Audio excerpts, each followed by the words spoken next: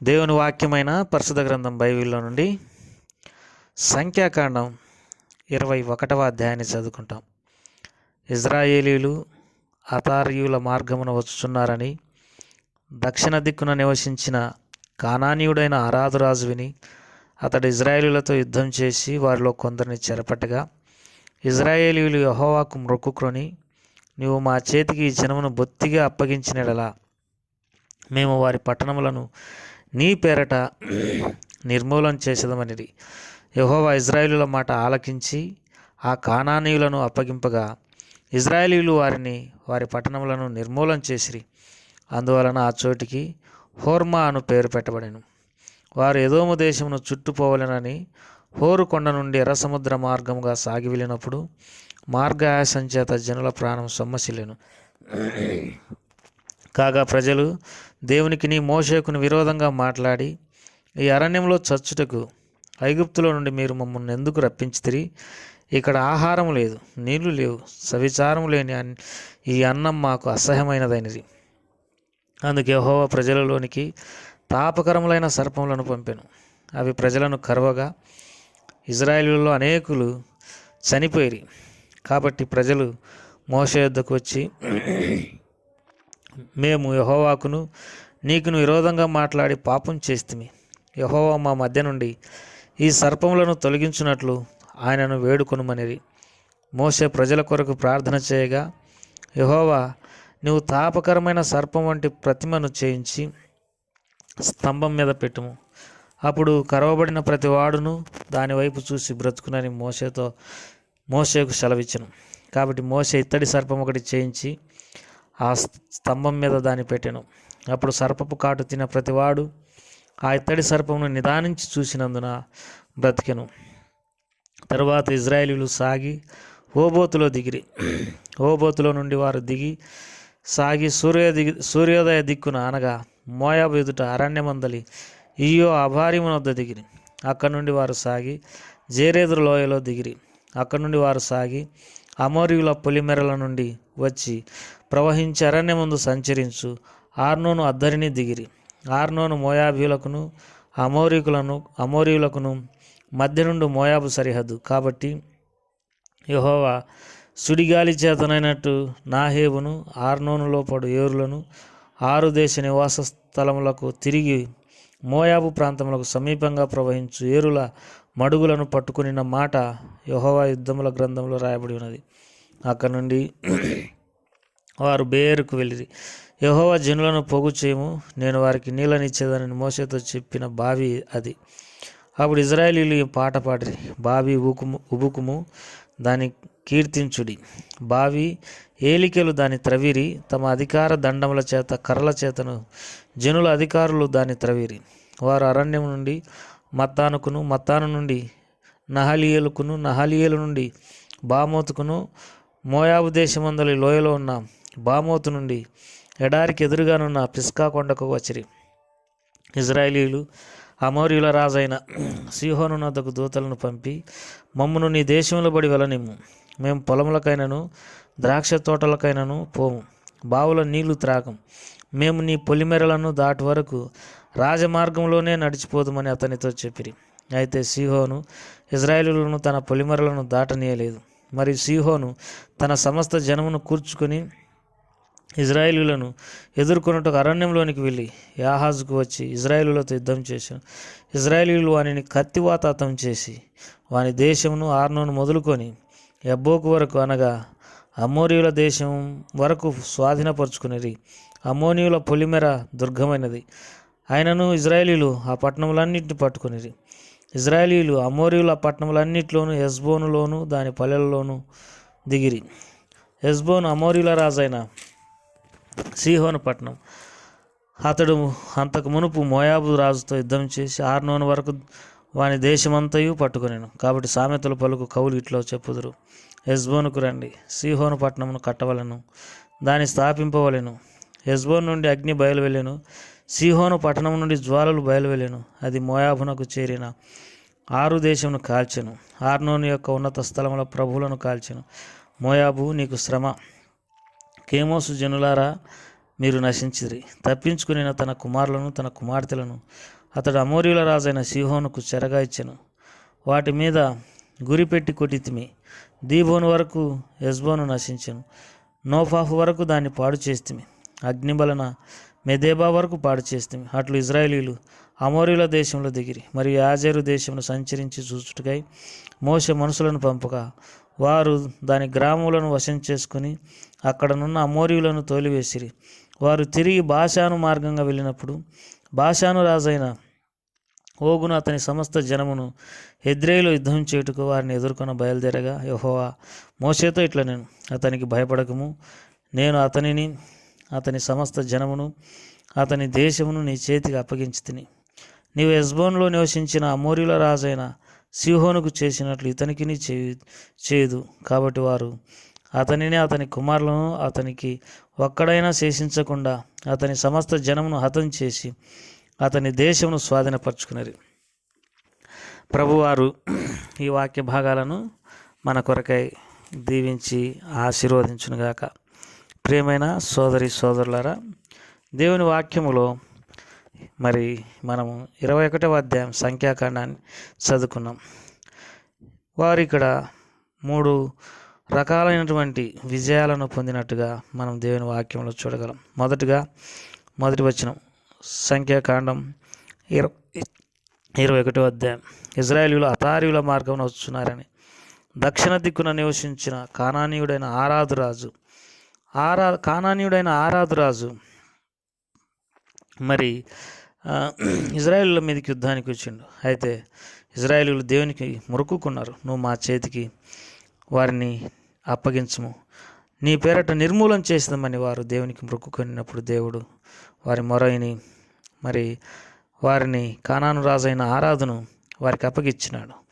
మరి వారు నిర్మూలన చేసిన ఆ చోటికి హోర్మా అని పేరు పెట్టినారు. హోర్మా అనగా నిర్మూలం. ప్రియమైన సోదరి సోదరులారా, మరి దేవుని వాక్యంలో ఈ మాట రాయబడింది, నీకు విరోధంగా రూపింపబడిన ఏ ఆయుధం వర్ధిల్లదని. దేవుని ప్రజలకు పక్షంగా దేవుడు మరి పోరాడి కానాను రాజైన ఆరాధును అతని ప్రజలను మరి ఓడించినాడు. ఇది మొదటి విజయం. అయితే రెండో విజయం ఏమదనగా అమోరీయుల రాజైన సీహోనును దేవుడు ఓడించినాడు. అమోనీయుల రాజు చాలా బలమైనటువంటి రాజు సీహోను, అతనిని కూడా దేవుడు మరి ఓడించినాడు. మరి బలమైన రాజులను సహితము ఓడించి ఇజ్రాయేలులకు విజయం అనుగ్రహించినటువంటి దేవుడు. ఇక 3వ రాజు బాషాను రాజైన ఓగు. ఇతడు కూడా బలమైనటువంటి రాజే. ఆయన కానీ ఇజ్రాయేలీలు ఇతన్ని కూడా ఓడించినారు.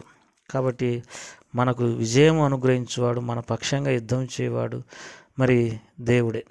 కాబట్టి దేవుడు మన పక్షంగా నుండగా మనకు విరోధి ఎవడు అని దేవుని వాక్యంలో కూడా రాయబడింది. కాబట్టి గొప్ప విజయము మనకు అనుగ్రహించేవాడు. మన శత్రువులను చూసి, మన కంటే బలంగా ఉన్నటువంటి శత్రువులను చూసి మనం భయపడాల్సినటువంటి పని లేదు. ప్రభు మీద నమ్మకం ఉంచినప్పుడు ప్రభు సహాయపడతాడు. ఈ అధ్యాయంలో ఇంకొక సంగతిని మనం గమనించగలం. ఆ సంగతి సంఖ్యాకాండం 21వ అధ్యాయంలో రాయబడింది. 4వ వచనం, వారు ఎదోము దేశమును చుట్టుపోవాలని హోరు కొండ నుండి ఎర్ర సముద్ర మార్గంగా సాగినప్పుడు మార్గాయాసం చేత జనుల ప్రాణం సొమ్మసిలేను. ఎదోమీయులు అనగా ఏశావు సంతతి వారు అనగా స్వయాన ఇజ్రాయేలీలకు మరి అన్న వరుస సంబంధించినటువంటి వారు. అయితే ఎదోమీయులు మరి ఇజ్రాయేలీల మీదకి యుద్ధానికి వచ్చినారు. మేము మా దేశం కూడా మిమ్మల్ని పోనీయమన్నారు. అయితే చుట్టుపోవాల్సి వచ్చింది. ఆ కారణాన్ని బట్టి జనుల ప్రాణం సొమ్మసిల్లింది. జనులు మార్గాయాసం చేత జనుల ప్రాణం సొమ్మసిల్లేను అని దేవుని వాక్యం సెలవిస్తుంది. 21వ అధ్యాయం 5వ వచనంలో, కాగా ప్రజలు ఇప్పుడు దేవునికి మోషేకిని విరోధంగా మాట్లాడి అరణ్యంలో చచ్చుటకు, ఐగుప్తులో నుండి మీరు మమ్మల్ని ఎందుకు రప్పించితిరి? ఇక్కడ ఆహారం లేదు, నీళ్లు లేవు, సవిచారం లేని ఈ అన్నం మాకు అసహ్యమైనదనిది. ప్రియమైనటువంటి వాళ్ళారా, ఆయాసం వచ్చింది. జనులకు నిజంగా ఆయాసం వచ్చినటువంటి మాట వాస్తవం. కానీ మనము ఈ విషయంలో కూడా కొంత ఓర్పును ప్రదర్శించాల్సినటువంటి వారం అంటున్నాం. ఓర్పుతో వాగ్దానాలను స్వతంత్రించుకుని వారిని పోలిన వారం ఉంటున్నాం. ఈ ప్రయాణంలో ఎన్నో కష్టాలు ఇజ్రాయేలుకు ఎదురైనాయి. అందులో మార్గాయాసం వలన వీళ్ళు ప్రాణం సమస్యలిపోయింది. ఇది ఒక పెద్ద సమస్య. ఎంతసేపు అని నడుస్తారు ఎడారిలో.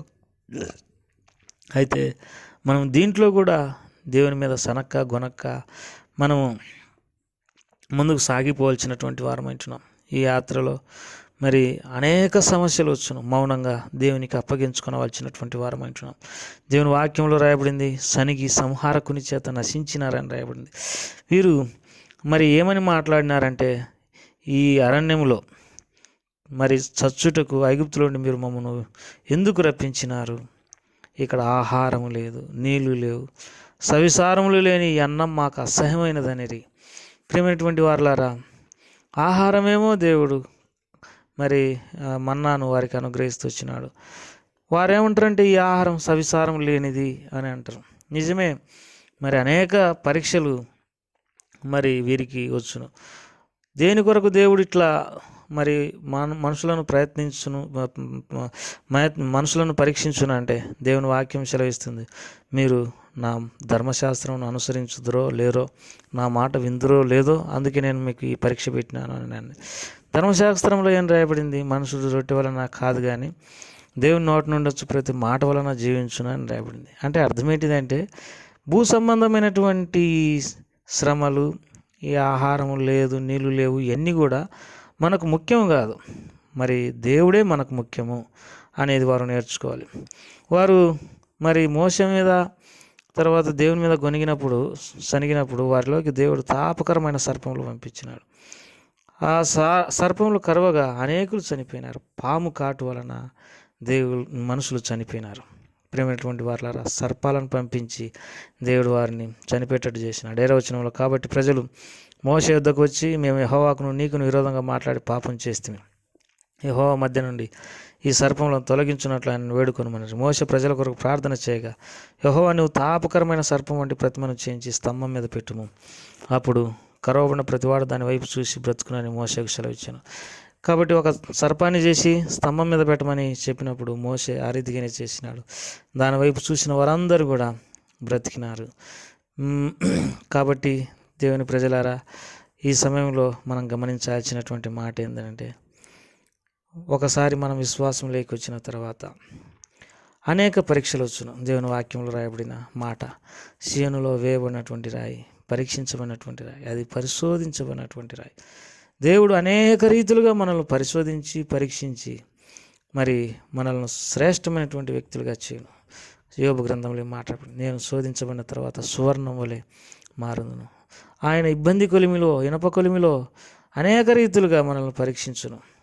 అన్ని సమస్యలు తీసుకుని వచ్చును. కానీ నిజంగా ప్రభు మీద అనుకున్నటువంటి వ్యక్తి ప్రభు ఎన్నడూ మరి అన్యాయం చేసినాడని అన్నాడు.